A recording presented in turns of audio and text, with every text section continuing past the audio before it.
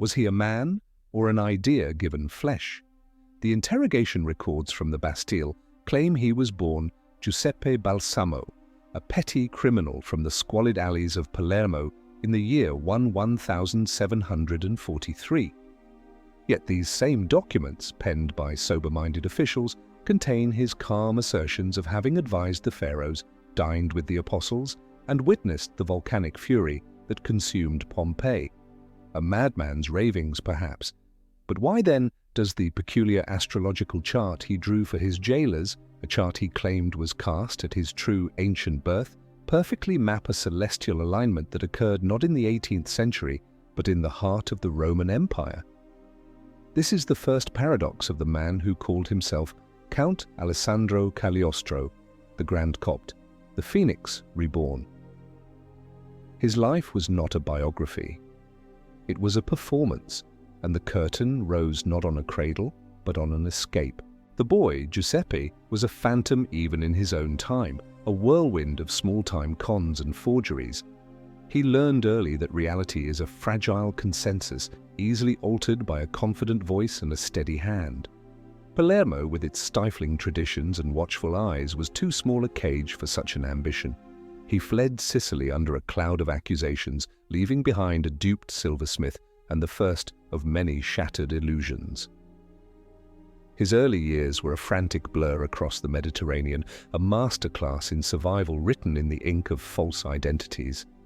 He was a student of human nature in its rawest form, learning his craft not in universities, but in the gambling dens of Naples, the back-alley laboratories of self-proclaimed alchemists in Malta, and the hushed corridors of power where knights of St. John whispered of ancient secrets.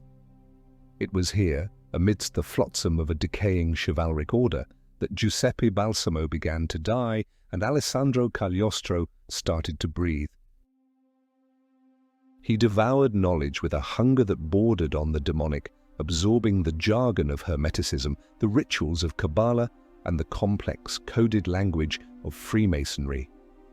He understood a fundamental truth of his era, the age of Enlightenment, for all its worship of logic and reason, had created a spiritual vacuum. Science was dismantling the old certainties of the Church, but it offered no comfort for the soul, no answer to the eternal questions of life, death, and meaning. Humanity was terrified of the dark, and Cagliostro learned how to sell the most expensive and sought-after commodity of all, light, even if it was a light of his own making. In this grand reinvention, his greatest discovery was not the philosopher's stone, but a young woman of stunning beauty and ambiguous virtue named Lorenza Feliciani. They met in Rome, a city built on millennia of faith and spectacle. Lorenza was not merely beautiful, she was a vessel, a blank canvas upon which Cagliostro could project any image he desired.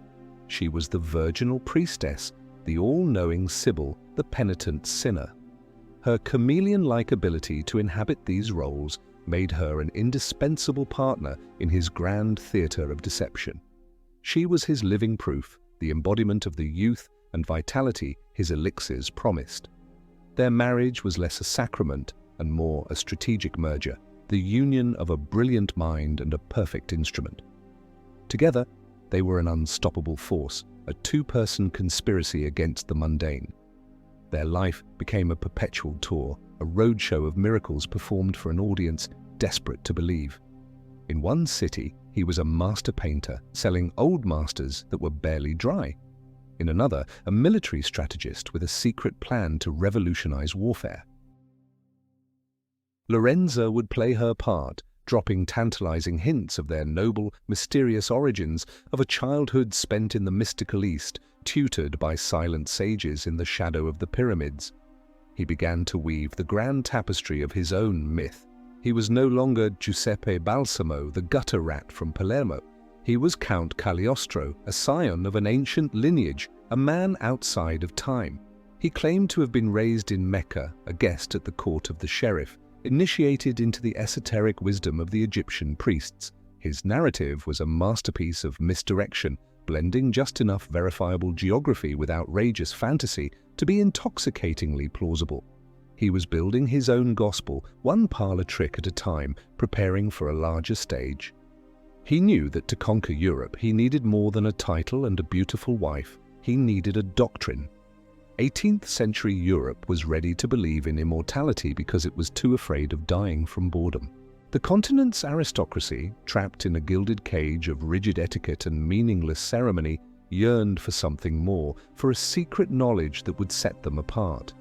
Cagliostro understood that the human soul abhors a vacuum, and he was more than prepared to fill it with promises of eternal life, boundless wealth, and ultimate power. The petty scams of his youth were merely rehearsals for the main event. He was no longer just a swindler, he was becoming a prophet for an age that had lost its faith but not its capacity for belief.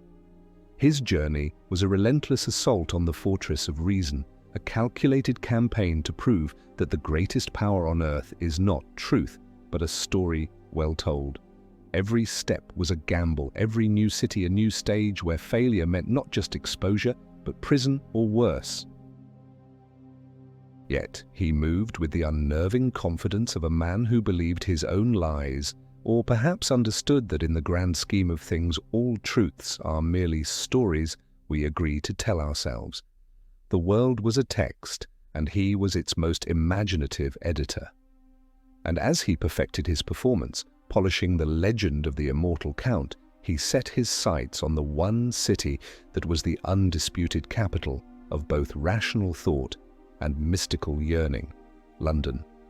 The heart of the Masonic world awaited a new Messiah, and Cagliostro was ready to make his grand entrance, armed with a fabricated past and a future he intended to invent from scratch. His arrival would not be a quiet affair. It would be a meticulously orchestrated event, designed to capture the imagination of a city that had seen everything, yet was still hungry for the impossible. What do you think drove him more in these early days? A desperate desire for survival, or a burning ambition for power? Tell us your thoughts in the comments below, for the story of a man who builds his own reality has only just begun.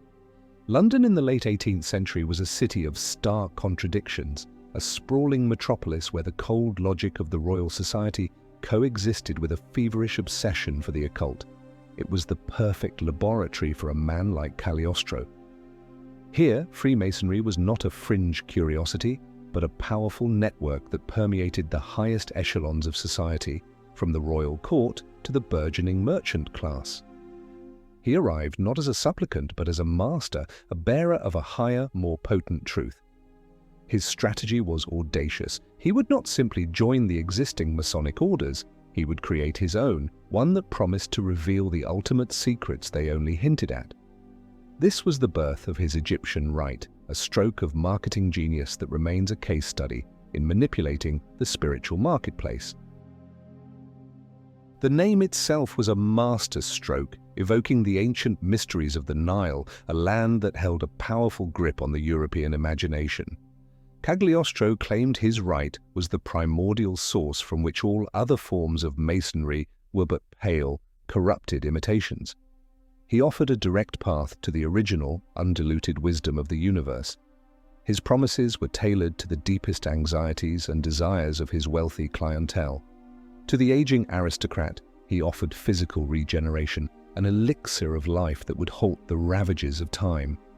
To the ambitious financier, he promised spiritual alchemy, the ability to transmute not lead into gold, but knowledge into power. To the jaded intellectual, he offered gnosis, a secret and superior understanding of creation. He staged his initiations with the flair of a seasoned theatrical producer. The rituals were a sensory feast, a carefully calibrated assault on the senses designed to overwhelm reason and induce a state of heightened suggestibility. Darkened rooms, heavy incense, hypnotic chanting, and the strategic use of mirrors and phantasmagoria created an atmosphere of profound mystery. Lorenza, now the Grand Mistress of the female lodge, would appear as the Queen of Sheba, or the Priestess Isis, her beauty amplified by the dramatic lighting, her pronouncements seemingly channeled from another realm. He did not simply lecture, he performed miracles. Seances were a regular feature of his London salon.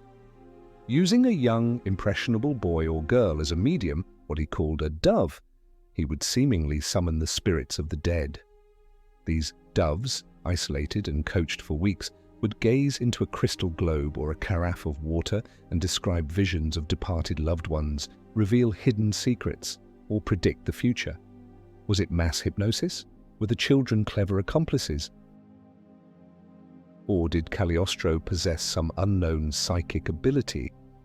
The question is almost irrelevant. The effect was what mattered, and the effect was electrifying. London's high society was captivated. His list of patrons grew to include influential bankers, powerful nobles, and renowned artists, each new convert adding to his legitimacy. His success bred enemies, of course. The established Masonic lodges saw him as a charlatan and a dangerous usurper, a threat to their authority. They planted spies in his organization, published pamphlets denouncing him as a fraud, and challenged him to public debates. Cagliostro handled these attacks with masterful skill. He never lost his composure, meeting accusations with a serene, pitying smile. He would turn his accusers' logic against them, suggesting they were too spiritually unenlightened to comprehend the sublime truths he possessed. In an age of pamphlets and public discourse, he was a master of public relations, portraying himself as a persecuted sage, a martyr for a higher wisdom. A well-crafted story of persecution, he knew, was infinitely more compelling than a tedious debate over facts. His financial model was as brilliant as his mysticism. Initiation fees were exorbitant, and the sale of his elixirs and alchemical powders generated a massive income. Yet he cultivated an image of selfless benevolence. He would often perform healings for the poor, free of charge, a calculated act of charity that generated priceless word-of-mouth advertising and provided a powerful rebuttal to his critics. This duality was central to his persona, the otherworldly ascetic who was also a shrewd businessman, the spiritual master who lived in opulent splendor. He understood that wealth was its own form of magic, a tangible sign of divine favor. The money, the jewels, the lavish receptions, they were not mere luxuries, they were props in his ongoing performance, reinforcing the idea that his secrets truly worked. The deeper one delves into his London period, the more complex the picture becomes.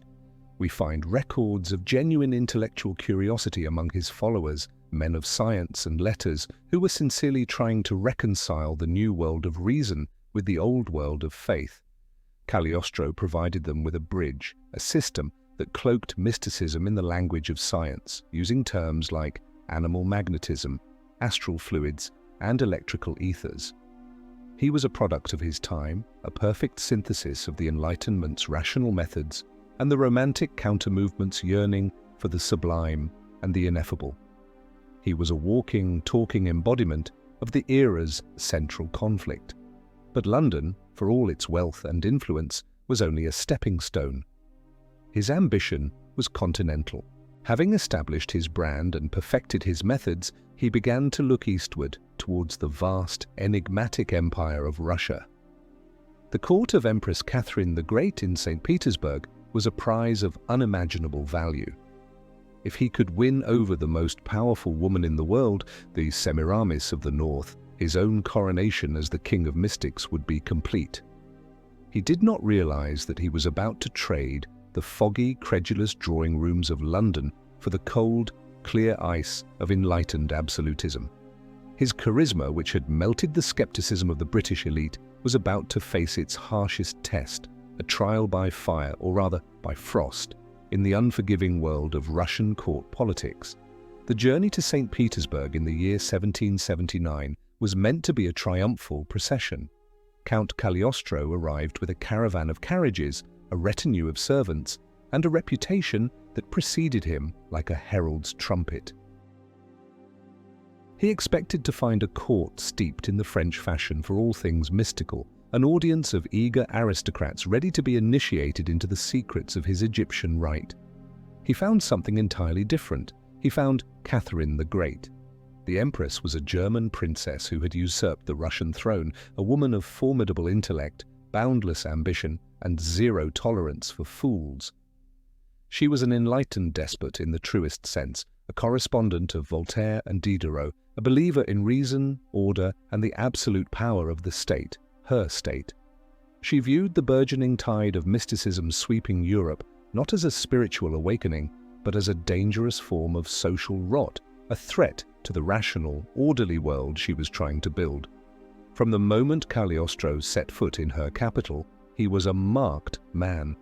His initial attempts to replicate his London successes fell flat. The Russian aristocracy, while no less superstitious than their European counterparts, took their cues directly from the Empress. To show excessive interest in the occult was to risk imperial displeasure, a far more terrifying prospect than mere social embarrassment. Cagliostro's famed séances were met with polite but firm skepticism.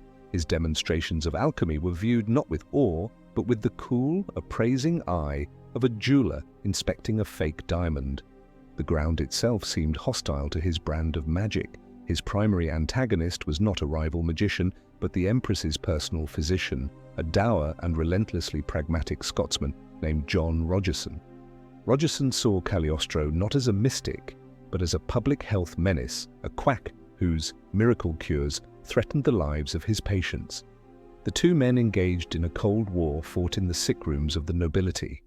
When Cagliostro offered his elixirs, Rogerson countered with scientific diagnoses and conventional treatments. It was a battle between the 18th century's two competing faiths, the allure of the miracle versus the authority of empirical science. In Catherine's court, science had the home field advantage. Cagliostro's most powerful potential ally, Prince Grigory Potemkin, the Empress's favorite and the most influential man in Russia, also proved to be a formidable obstacle. Potemkin was a man of extravagant tastes and deep-seated paranoia. He was intrigued by Cagliostro's reputation, but also saw him as a potential rival for the Empress's attention, and more importantly, her treasury.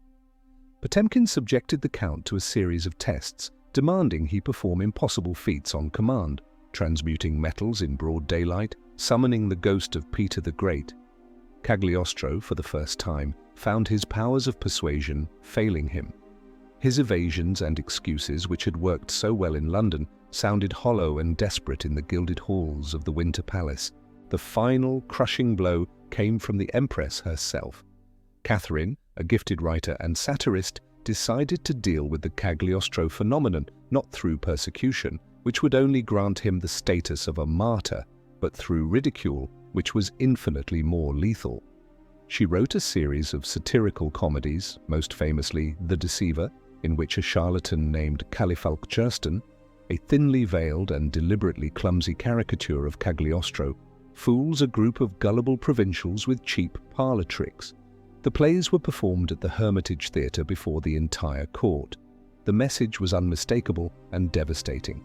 The most powerful monarch in Europe had publicly branded him a clown. He had learned a hard lesson. True power does not need to believe in magic. It can simply laugh it off the stage. Humiliation followed. His visa was revoked. He was given 24 hours to leave St. Petersburg, escorted to the border like a common criminal. The Russian gambit had been a catastrophic failure. His reputation was in tatters, his finances depleted. He had flown too close to the sun and had been burned not by its heat, but frozen by its icy indifference. He had believed his legend was invincible, that his charisma could conquer any fortress. He had discovered that the will of an absolute monarch, armed with reason and ridicule, was a wall he could not breach. For any other adventurer, this would have been the end. But Cagliostro possessed a phoenix-like ability to rise from the ashes of his own disasters. He understood that failure, if properly reframed, could be as powerful a tool as success. He left Russia a broken man, but as he traveled west back into the heart of Europe, a new strategy began to form in his mind. The cold rationalism of the North had rejected him. Very well. He would seek his fortune in the South, in a place where faith still held sway over reason, where the human heart's desire for a miracle was not a weakness to be mocked, but a sacred thirst waiting to be quenched. He would shed the skin of the esoteric master and don the robes of a saint. His next destination was Strasbourg, a city on the border of France and Germany, a place where piety and superstition mingled in the shadow of a great cathedral. It was there he would stage his most astonishing comeback, a performance so convincing that it would capture the heart of one of the most powerful churchmen in all of France, the Prince Cardinal Louis de Rohan. The man who arrived in Strasbourg in 1780 was not the flamboyant occultist who had been laughed out of Russia. He was a changed figure, somber, pious, and radiating an aura of profound benevolence. After the sting of public ridicule, Cagliostro had executed a brilliant tactical pivot. He understood that a reputation for power was fragile, but a reputation for goodness was nearly unassailable. He reinvented himself as a great healer, a selfless benefactor of humanity. He opened a clinic where he treated the poor for free, distributing his own specially prepared medicines and elixirs. His methods were a theatrical blend of folk remedies, hypnotic suggestion, and an uncanny bedside manner that inspired absolute confidence. Stories of his miraculous cures began to spread like wildfire through the city and the surrounding countryside. The blind could see, the lame could walk, the chronically ill were restored to health. Were these genuine miracles? Or was it the powerful and still poorly understood phenomenon of the placebo effect, amplified by Cagliostro's charismatic presence? For the desperate and the suffering, the distinction was meaningless. He gave them what the established medical profession so often failed to provide: hope. His fame reached the ears of the city's most powerful resident, Prince Cardinal Louis de Rohan. The cardinal was a man of immense wealth, noble lineage, and a tragic combination of deep-seated ambition and profound gullibility. He was the Grand Almoner of France, a prince of the Holy Roman Empire, and a member of one of the most illustrious families in Europe. Yet he was in disgrace. He had desperately sought the favor of Queen Marie Antoinette, but had managed only to earn her deep and abiding contempt. Rohan was a man adrift, seeking a path back to royal grace and, more grandly, a confirmation of his own spiritual destiny. He was a seeker, obsessed with alchemy and the occult, convinced that he was destined for a great and mystical purpose. In Cagliostro he found his prophet. The meeting between the two men was a pivotal moment. The cardinal, accustomed to the flattery of sycophants, was met with a man who treated him not as a superior, but as a spiritual equal, a fellow traveler on the path to enlightenment. Cagliostro spoke to Rohan's deepest vanities and insecurities. He confirmed the cardinal's belief in his own special destiny, hinting that great political and spiritual triumphs lay in his future. He performed alchemical demonstrations in the cardinal's private laboratory, seemingly transmuting base metals and multiplying precious stones. For Rohan, this was all the proof he needed. He became Cagliostro's devoted patron, his greatest champion, and ultimately his unwitting pawn.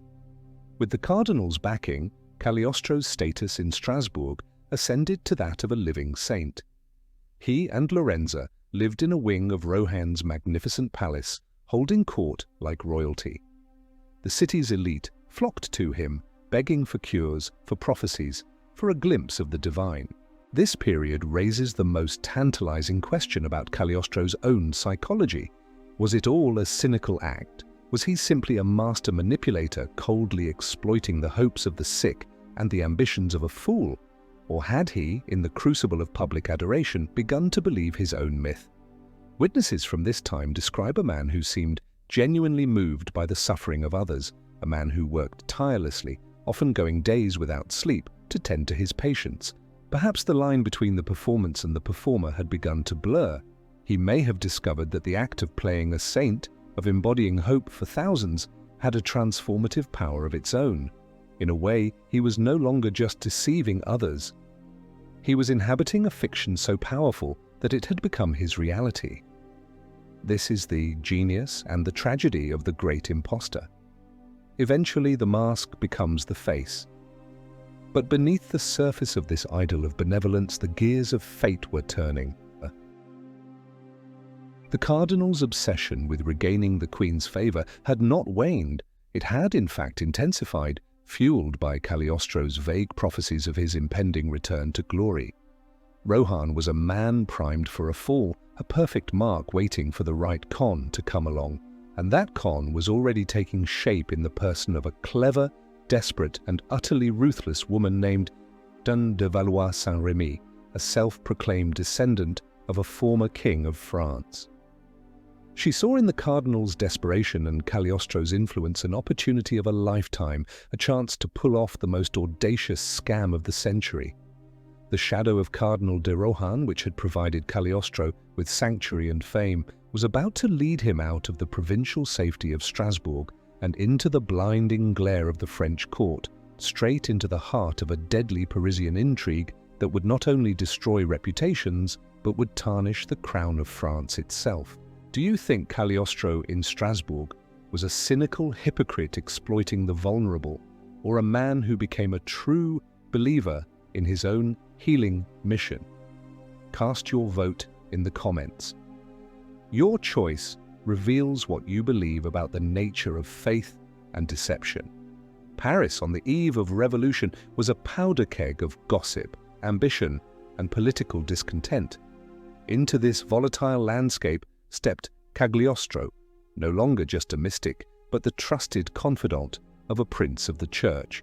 He and Lorenza established themselves in a lavish Parisian mansion, and their salon quickly became the epicenter of high society.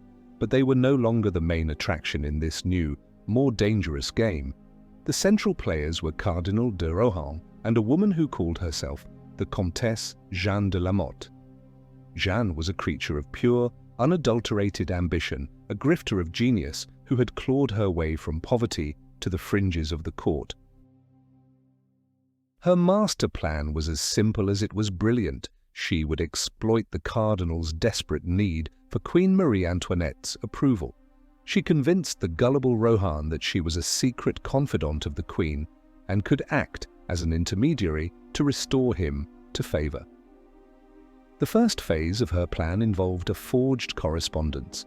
Jeanne and her husband began writing letters to Rohan, purportedly from the Queen, filled with vague promises and requests for money. The cardinal, blinded by his desire to believe, fell for it completely. To cement the deception, Jeanne arranged a nocturnal meeting in the gardens of Versailles. She hired a Parisian prostitute who bore a passing resemblance to Marie Antoinette to meet the cardinal for a few brief, shadowy moments, give him a rose, and whisper a word of encouragement. For Rohan, this fleeting encounter was the ultimate confirmation. He was now utterly in Jeanne's thrall. It was at this point that Cagliostro was drawn into the vortex. The cardinal, needing spiritual validation for his secret dealings, consulted his oracle. He asked Cagliostro to use his mystical arts to confirm that the queen truly favored him and that his correspondence was genuine. Here, Cagliostro faced a critical choice. A single word of caution could have saved the cardinal. But Cagliostro's own success was now inextricably linked to Rohan's. His opulent lifestyle, his influence, his very presence in Paris depended on the cardinal's continued patronage. Moreover, telling a powerful, infatuated man what he does not want to hear is a dangerous business. So during a séance, Cagliostro's spirits confirmed everything the cardinal wanted to believe. The queen's intentions were pure, they whispered through the medium. The secret correspondence was blessed by fate. Whether Cagliostro was a willing accomplice in Jeanne's scam or simply another of her dupes is a matter of historical debate. He always maintained his innocence, claiming his spirits could not be held responsible for the deceit in human hearts. But one thing is certain, his mystical endorsement provided the final, crucial piece of credibility that allowed the scam to escalate to its catastrophic conclusion. The grand finale of Jeanne's scheme involved a diamond necklace of breathtaking value. The Parisian jewelers Baume and Bassange had created a necklace so extravagant, a cascade of 647 flawless diamonds, that no monarch in Europe could afford it. They had originally designed it for Madame du Barry, the previous king's mistress, but his death left them with an unsellable masterpiece. Jeanne saw her chance. She told the cardinal that the queen secretly coveted the necklace but could not purchase it publicly due to the country's financial difficulties. She claimed the Queen had authorized him, Rohan, to act as her secret guarantor. The jewelers, presented with the signature of the Grand Almoner of France, eagerly handed over the necklace. Jeanne de Lamotte's husband immediately left for London, where the magnificent piece of jewelry was broken up and the diamonds sold off individually. The trap was sprung. When the first payment to the jewelers came due, the cardinal, unable to get the funds from the Queen, could not pay.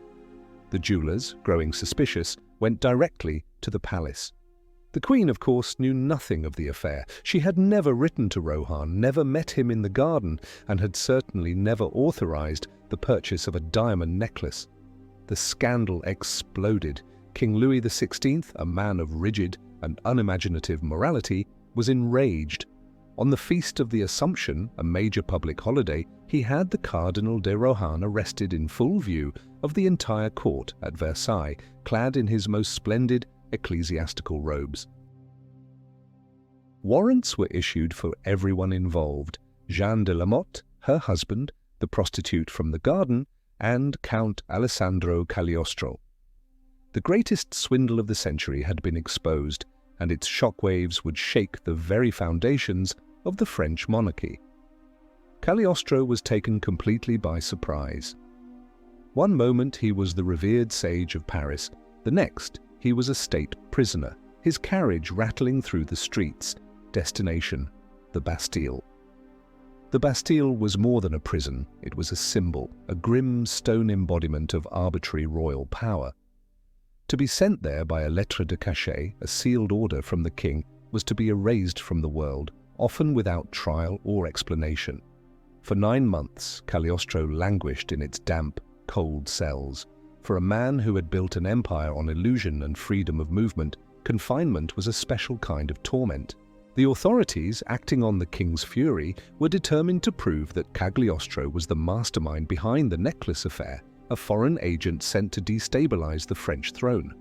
His interrogations were relentless. He was questioned for hours on end, his life story dissected, his magical claims ridiculed.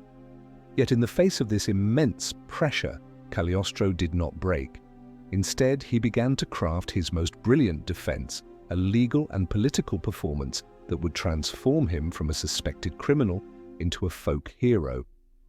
He understood that the trial was not just about a diamond necklace, it was about public opinion. The French people were already simmering with resentment against the monarchy, particularly against the Queen Marie Antoinette, derisively nicknamed Madame Deficit for her extravagant spending. The affair of the necklace, regardless of her actual innocence, was a public relations disaster, confirming the popular image of a frivolous, decadent, and morally bankrupt court. Cagliostro saw his opening and seized it with both hands. From his prison cell, he smuggled out a manuscript that would become a publishing sensation, the letter to the French people. In this masterful piece of propaganda, he painted himself not as a swindler, but as an innocent philosopher, a friend to humanity who had been caught in the crossfire of a sordid court intrigue. He portrayed Cardinal de Rohan as a foolish but good-hearted man, and Jeanne de Lamotte as the sole villain. Crucially, he depicted his own arrest as an act of ministerial tyranny, a gross injustice perpetrated by the corrupt and powerful against a humble man of the people. The letter was a direct appeal to the nascent revolutionary sentiment stirring in the streets of Paris. It was reprinted in pamphlets and read aloud in cafes. Cagliostro, the foreign mystic, was suddenly recast as a champion of French liberty, a victim of the same oppressive system that burdened the common man. His lawyer, a brilliant and fiercely ambitious man named Jean-Charles Tillorier, built the legal strategy around this public persona. At the trial before the Parliament of Paris, the highest court in the kingdom, Tillorier did not just defend Cagliostro, he put the entire royal administration on trial. The prosecution's case was weak. They had no concrete evidence linking Cagliostro to the actual theft. Their arguments relied on innuendo, on his reputation as a magician and an adventurer. Cagliostro, for his part, was a star witness in his own defense. He was calm, articulate, and unwavering, parrying the prosecutor's questions with an air of weary wisdom. He freely admitted to being an alchemist and a seer, but framed these pursuits as a noble quest for knowledge, not a criminal enterprise. He spoke of his free clinics, his charity, his love for the French people. He was not just fighting for his freedom, he was fighting for his legend. The trial lasted for months and became the greatest public spectacle of its time. Every day, huge crowds gathered outside the courthouse, chanting Cagliostro's name. The verdict, when it came, was a political earthquake. The court acquitted Cardinal de Rohan, a stunning rebuke to the king who had ordered his arrest. And, to the delight of the Parisian mob, it completely exonerated Count Cagliostro. Jeanne de la Motte was found guilty, branded with a hot iron, and sentenced to life imprisonment. The moment Cagliostro walked free from the courthouse, he was met with a scene of pandemonium. The crowd surged forward, hoisting him onto their shoulders, carrying him through the streets in triumph. He had entered the Bastille a prisoner of the king and emerged a hero of the people. It was his greatest victory, a moment of seemingly total vindication. But it was a victory that came at a terrible price. The king, humiliated by the verdict, could not tolerate the presence of a man who had so publicly defied him. While the court had set Cagliostro free, the king could still banish him. A new order was issued. Count Alessandro Cagliostro was to be exiled from the Kingdom of France forever. His triumphant exit from the courtroom was immediately followed by a forced march to the border. He had won the battle, but in doing so he had made an enemy of the most powerful man in France, and the long, slow process of his final decline had just begun.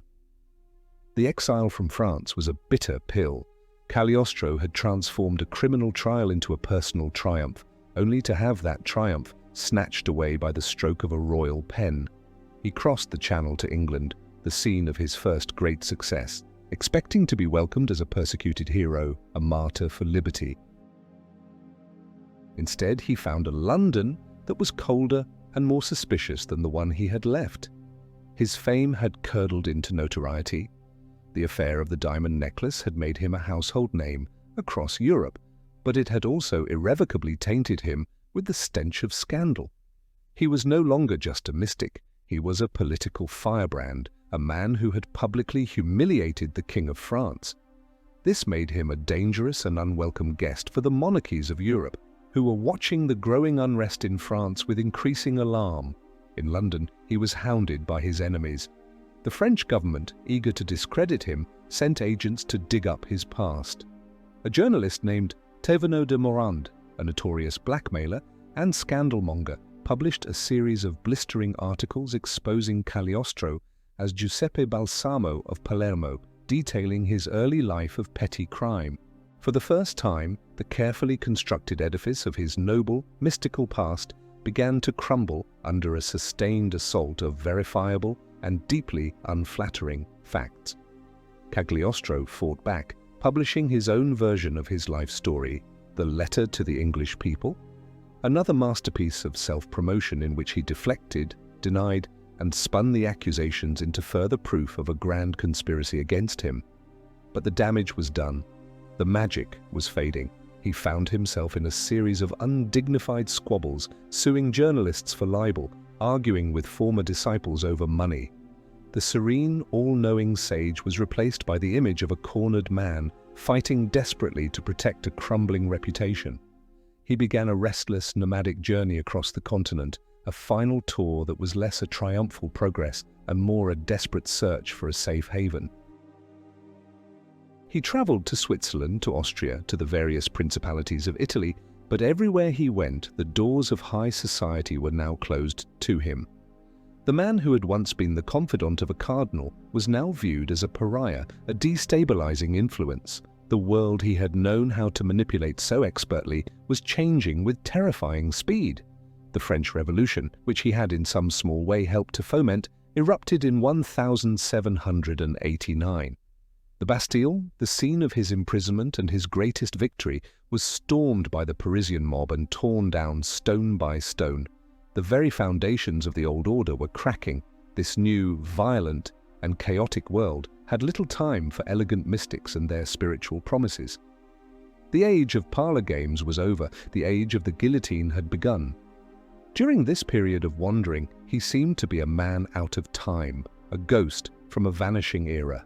He continued to write, to practice medicine, to search for patrons, but the grand confidence was gone, replaced by a sense of weariness and foreboding.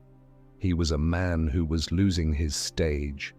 The audience that had once adored him was now preoccupied with the raw, bloody drama of revolution. His tricks, which had seemed so profound in the salons of the Ancien Régime, now seemed trivial. He had once sold a dream of personal transformation to a bored aristocracy. Now a whole society was being transformed by fire and sword, and his brand of magic was obsolete.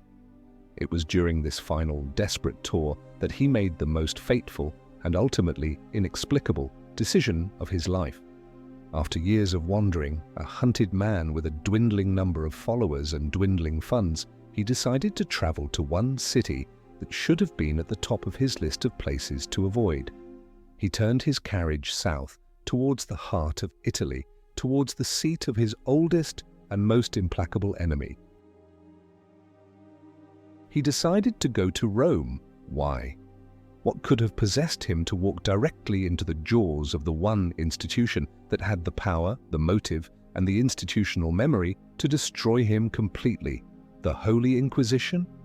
It remains the last great mystery of his life, a final, reckless gamble that would have no miraculous escape.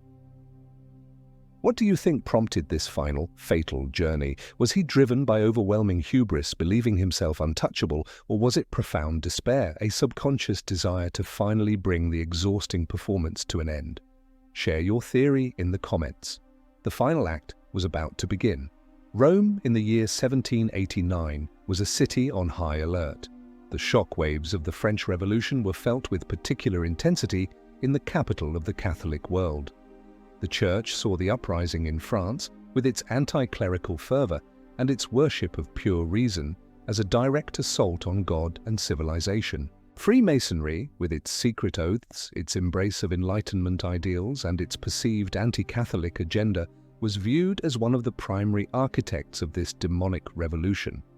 Into this cauldron of fear and reaction walked Count Cagliostro, a man who was not only a notorious Freemason, but the founder of his own heretical Egyptian Rite. His arrival in Rome was an act of either supreme arrogance or suicidal recklessness. He seemed to believe that his fame, or perhaps some lingering magical protection, would shield him. He rented a villa near the Piazza Farnese and with astonishing audacity set about trying to establish a new Masonic lodge right under the Pope's nose. Perhaps he thought the Roman aristocracy would be as easily seduced as their counterparts in London and Paris. Perhaps he was simply out of options, a man running on the fumes of his former glory. He failed to appreciate that he was no longer dealing with gullible cardinals or skeptical empresses. His opponent now was the Holy Office of the Inquisition, an organization with centuries of experience in identifying, infiltrating, and eradicating threats to the faith. It was the most sophisticated and ruthless intelligence agency of its time. The trap was set with chilling efficiency. The Inquisition did not need to hunt for Cagliostro, he delivered himself to them. They needed only to find a weak link in his small circle of followers, and they found one in a man named Capitano Vitellini, a fellow Mason whom Cagliostro had initiated into his rite. Whether Vitellini was a plant from the beginning or was simply broken under interrogation, we do not know. What we do know is that he betrayed his master, providing the Inquisition with a detailed account of Cagliostro's Masonic rituals, his heretical teachings, and his plans to spread his influence in Rome. The end came swiftly on the evening of December 27th, 1789. As Cagliostro and Lorenza sat down to dinner, the doors of their villa burst open. It was not the city guard, but the agents of the Holy Office. The operation was silent, precise, and absolute. They seized Cagliostro, his writings, his alchemical equipment, his Masonic regalia, every scrap of the identity he had so painstakingly constructed. Lorenza, his partner in deception for so many years, was also arrested and taken to a separate convent prison. Cagliostro himself was imprisoned in the Castel Sant'Angelo, the ancient fortress and papal prison that had once been the tomb of the Emperor Hadrian. The irony was profound. The man who claimed to be immortal, who had boasted of his connections to the ancient world, was now caged within one of its most imposing relics. There would be no dramatic letter to the people this time, no brilliant lawyer to plead his case, no adoring crowd to chant his name. The rules of the game had changed completely. He was no longer a player in a courtroom drama. He was a heretic in the hands of an institution that dealt not in public opinion, but in absolute certainty. The interrogations began immediately. The goal of the inquisitors was not merely to secure a conviction. They sought something far more valuable, a complete and total renunciation. They didn't just want to punish the man, they wanted to kill the myth. They needed Giuseppe Balsamo to confess, to strip away the glittering robes of Count Cagliostro and reveal the petty criminal from Palermo beneath. The great performance of his life had reached its final, terrible act, and this time the stage was a dungeon, and the audience was God's unforgiving judges. The man who had convinced a generation of European elites that he held the secrets to life and death now had to face the mundane, brutal reality of his own mortality. His long game of smoke and mirrors was over, and the harsh, unwavering light of the Inquisition was about to burn it all away. The trial of the Inquisition was not a public spectacle, but a slow, methodical process of psychological annihilation. It took place over 17 months in the secret chambers of the Holy Office. Cagliostro was pitted against skilled theologians and canon lawyers, men who had dedicated their lives to dissecting heresy. His usual weapons, charm, misdirection, the power of his personality, were useless here. His interrogators were immune to his charisma. They were not interested in his performance, only in the deconstruction of it. They presented him with the evidence of his life, baptismal records from Palermo, testimony from people he had swindled decades earlier, and, most damningly, the detailed confession of his wife, Lorenza. Faced with her own mortality and the threat of torture, she had told the inquisitors everything. She recounted their life of deception from the very beginning, confirming his humble origins and detailing the mechanics of their most famous tricks. Her betrayal was the final devastating blow, the foundation of his entire existence. His partnership with the one person who knew the whole truth was gone.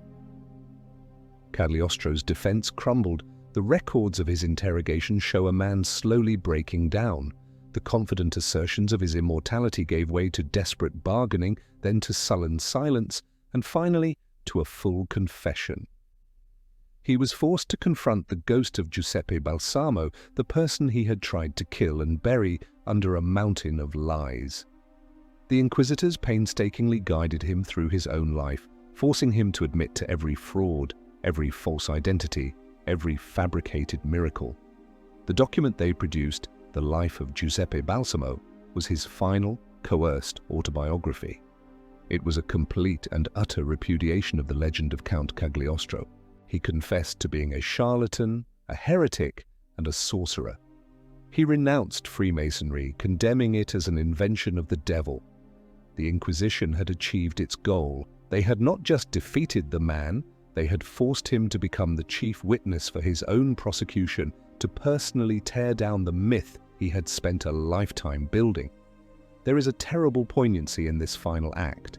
The great artist of illusion was forced to explain, in tedious detail, how every one of his illusions worked. It was the ultimate humiliation, the intellectual equivalent of being flayed alive. On March 21st, 1791, the verdict was delivered. He was found guilty of heresy, sedition, and sorcery. The sentence was death. The verdict was read publicly in the Piazza di Santa Maria sopra Minerva. A puppet representing Cagliostro was burned at the stake, along with all his books, manuscripts, and Masonic symbols. It was a piece of pure medieval theatre, a symbolic execution designed to warn the world. Cagliostro himself was spared the flames. As a final act of papal mercy, Pope Pius VI commuted his death sentence to life imprisonment, to be served in a place from which there was no escape. He was to be held, as the sentence read, in a fortress without any hope of grace. They were not just imprisoning his body, they were condemning his soul to a living death, a perpetual solitary confinement designed to erase him from memory. The man who had flown across Europe like a comet, dazzling the courts of kings and the salons of philosophers, was now to be locked in a stone box and left to rot. The Inquisition had won. Giuseppe Balsamo was unmasked. The story, it seemed, was over. But they had made one crucial miscalculation. They could imprison the man, but they could not imprison the idea. By trying to destroy the myth with such public finality, they had inadvertently ensured its immortality. The legend of Cagliostro was about to begin its second and far more enduring life. His final destination was the fortress of San Leo. The fortress of San Leo is not so much a building as it is a geological event, a monstrous limestone crag thrusting violently out of the rolling hills of central Italy. For centuries, it served as a papal prison for the most dangerous and high-profile captives. It was here, in this impregnable eagle's nest, that the final chapter of Giuseppe Balsamo's life unfolded. He was taken to the fortress in secret and placed in a special cell known as the Pozzetto, or the Little Well. It was a room with no door, accessible only through a trap door in the ceiling. Food and water were lowered to him in a bucket. It was a tomb for the living. The man who had thrived on human contact, who had drawn his energy from the adoration of crowds, was now utterly alone. The reports from his jailers paint a picture of a man slowly disintegrating. At times he would rage, screaming curses and prophecies of the church's imminent collapse. At other times, he would fall into a profound depression, weeping for days on end. He tried to play his old games, offering to reveal the location of vast hidden treasures or the secret of the philosopher's stone in exchange for better treatment. But his audience was gone. His jailers were simple soldiers, immune to his charms. Yet even in this final degradation, flashes of the old Cagliostro remained. He would engage his guards in long theological debates, still trying to prove his spiritual superiority. To the very end, he seemed incapable of simply being Giuseppe Balsamo. The performance had to continue, even if the only audience was a handful of bored guards. He died on August 26, 1795, after 4 years of solitary confinement. The official cause was apoplexy, a stroke. The circumstances are, like so much of his life, shrouded in mystery. The prison chaplain refused to give him last rites, claiming he was an unrepentant heretic. He was buried unceremoniously without a coffin in the unconsecrated ground at the base of the fortress. Giuseppe Balsamo was dead. Count Cagliostro, however, was just getting started. His physical death was the catalyst for his true apotheosis. Freed from the inconvenient reality of the man himself, the legend was free to grow, to mutate, to become whatever people wanted it to be. The Romantics saw him as a tragic, Faustian hero, a rebel against a tyrannical and unenlightened age. Goethe, Schiller, and Alexandre Dumas all immortalized him in their works, transforming the grifter from Palermo into a figure of towering literary significance. For mystics and occultists, he became a revered master, an adept who had been martyred by the forces of ignorance. His Egyptian rite, though suppressed, influenced the development of esoteric fraternities for generations to come. He became a symbol of the eternal struggle between the individual and the institution, between the magical and the mundane. The very questions that surrounded his life became the source of his eternal appeal. Was he a cynical fraud or a genuine visionary? A servant of darkness or a misunderstood bearer of light? He is the patron saint of the self-made man, the ultimate testament to the power of a single, audacious will to reshape reality. His story is a funhouse mirror held up to the age of Enlightenment, reflecting its noble aspirations, its secret anxieties, and its boundless capacity for self-deception. In the end, he gave the world a story far more interesting than the truth, and in doing so, he achieved the one form of immortality that is actually real. He became a permanent fixture of the human imagination. His legend outlived his judges, his jailers, and the very monarchies he mesmerized and terrified. He proved that an idea, once unleashed, is far more powerful than any prison. So the final question remains for us, living in an age saturated with manufactured realities and digital illusions. What is Cagliostro's ultimate legacy? Is he a cautionary tale, a brilliant villain whose methods of mass deception are more dangerous than ever? Or is he a profound teacher, a trickster, who revealed the timeless truth that societies are governed not by facts, but by the fictions they choose to believe? Your answer in the comments defines not him, but ourselves, because his story is not over. It is being reenacted every single day.